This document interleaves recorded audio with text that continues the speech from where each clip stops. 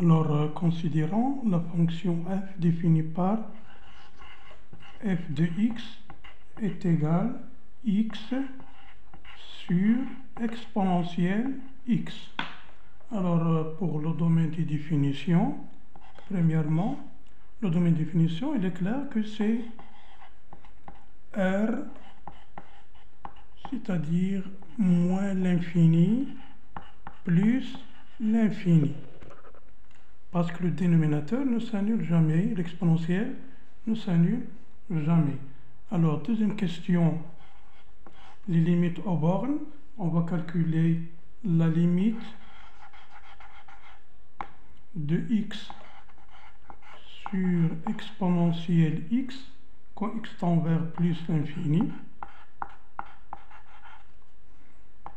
C'est la limite quand x tend vers plus l'infini de 1 sur exponentielle x sur x, qui est égal à 1 sur lim de exponentielle x sur x quand x tend vers plus l'infini. Bon, on tombe sur une limite usuelle ici, c'est plus l'infini, l'inverse, donc ça donne 0. Quand x tend vers moins l'infini, l'exponentielle tend vers 0 plus, donc l'inverse tend vers plus l'infini fois moins l'infini, donc ça donne moins l'infini, c'est un calcul direct. Troisième question, les branches infinies, nous avons limite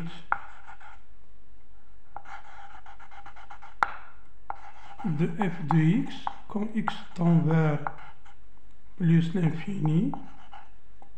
Nous avons trouvé ce 0. Donc, la courbe représentative de f admet une asymptote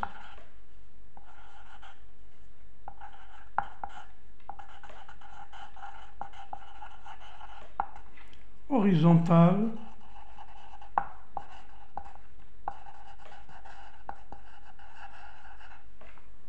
au voisinage de plus l'infini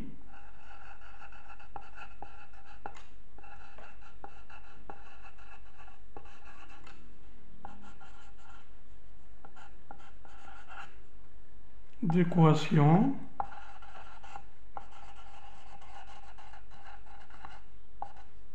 y égale 0, c'est-à-dire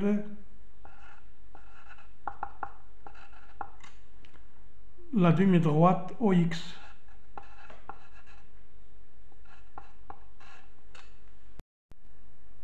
Alors, d'autre part, on a limite quand x tend vers moins l'infini,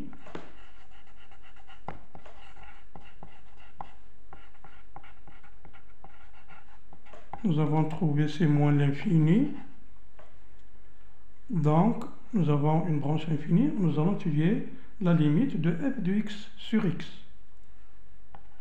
Calculons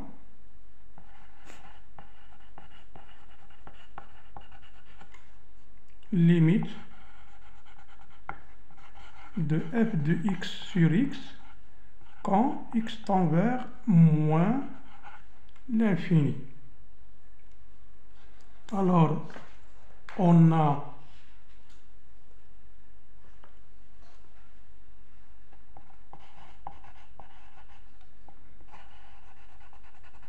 limite de f de x sur x quand x tend vers moins l'infini est égal lim quand x tend vers moins l'infini, nous avons x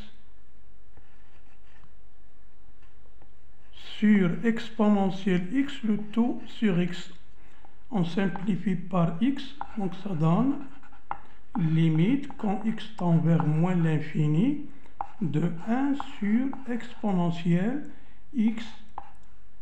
Nous avons l'exponentielle tend vers 0 plus, donc le résultat c'est plus l'infini. Donc, la courbe CF admet une branche parabolique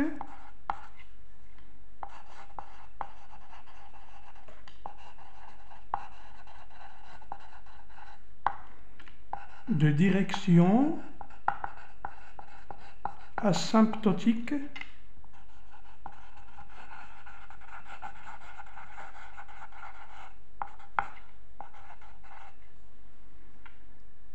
l'axe des Y, l'axe des ordonnées.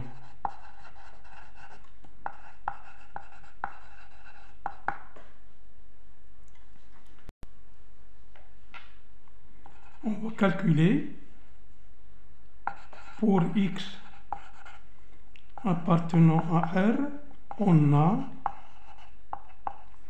la dérivée de f, c'est la dérivée de x sur exponentielle x qui est égale,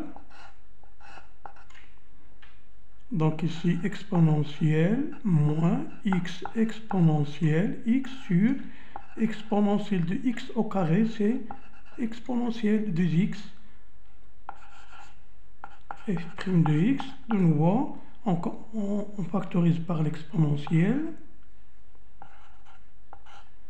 donc il reste 1 moins x sur exponentielle de x, on simplifie par l'exponentielle, on obtient finalement 1 moins x sur exponentielle x. Alors nous avons trouvé que la dérivée de f c'est 1 moins x sur l'exponentielle, le dénominateur est positif, donc on étudie simplement le signe de 1 moins x qui est très simple, il s'annule en 1, il est positif ici et négatif à droite de 1, donc pour la fonction f, il est croissante sur moins l'infini 1 et décroissante sur 1 plus l'infini. Ici, nous avons un maximum qui est 1 sur e. Nous avons trouvé que la limite en moins l'infini, c'est moins l'infini, et en plus l'infini, c'est 0. Alors, pour étudier la concavité de la courbe, il suffit de calculer la dérivée seconde.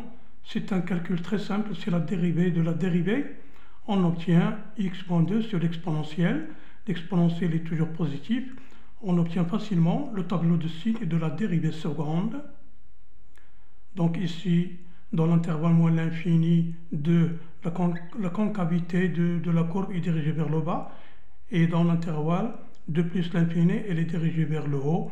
Et on a le point I de coordonnées 2 sur E au carré, c'est un point d'inflexion. Alors pour la courbe représentative, nous avons une branche infinie de direction asymptotique, l'axe Y au voisinage de moins l'infini. La fonction elle est croissante, elle passe par 0, elle est croissante jusqu'à le point d'abscisse 1, puis elle décroît vers 0. La courbe admet pour asymptote horizontale l'axe des abscisses. Alors maintenant, on va considérer delta, le domaine compris entre la courbe de f et l'axe des abscisses. On veut calculer l'aire de delta. Pour cela, nous allons considérer delta n, domaine, le domaine compris entre la courbe, l'axe OX Et la droite, on va l'appeler dn, d'équation x est égal à n. Alors on a l'aire de delta n, c'est l'intégrale de 0 jusqu'à n de f de x d de x, c'est-à-dire l'intégrale de 0 jusqu'à n de x sur exponentielle x d de x, que l'on peut écrire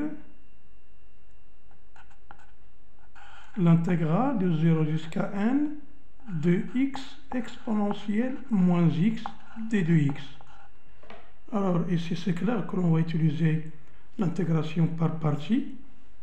Donc est égal l'intégrale de 0 jusqu'à n de x moins exponentielle moins x dérivée d de x, donc qui est égal moins x exponentielle moins x, la valeur entre 0 et n,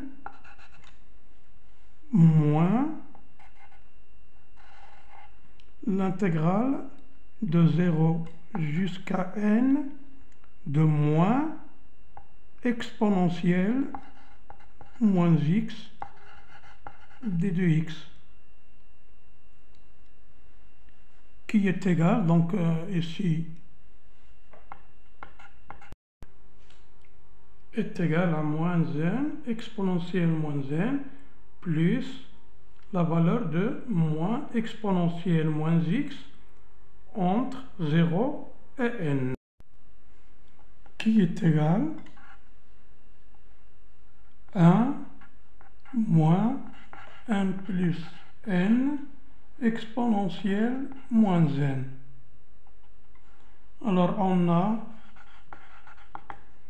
l'aire de delta, c'est la limite de l'aire de delta n quand n tend vers plus l'infini est égal, ici ça se voit que c'est 0, donc c'est 1 multiplié par l'unité de mesure choisie dans le repère orthonormé.